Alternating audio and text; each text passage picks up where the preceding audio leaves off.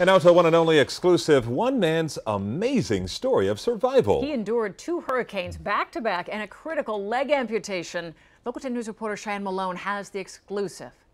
But I'm alive, and that's the biggest thing. Clovis Tobias sharing his story of survival after weathering 2 hurricanes and a leg amputation, the first storm hitting home in St. Thomas. I know outside is storming because I could hear the rain and I could see the trees swaying, but it didn't look that bad. But it was that bad. Irma leaving behind so much destruction, Clovis couldn't reach anyone for 3 days. The 52-year-old suffers from diabetes and a serious heart condition.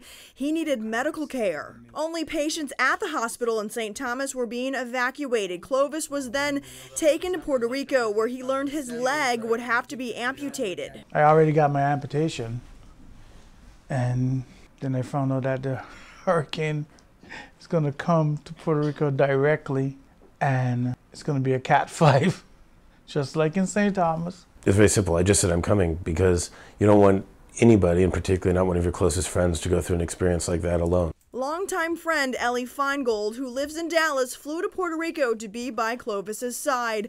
Both were there when Maria made landfall. I started seeing it leaking through the seams, and the floor started like accumulating water, and I'm like in the bed like, oh my God. After the storm, Feingold determined to get his friend here to the States. We just said we got to get out as fast as we can. A task that took a network of people to pull off, including a private jet full of medical staff, landing Clovis right here at the Cleveland Clinic safely, where he's now counting his blessings.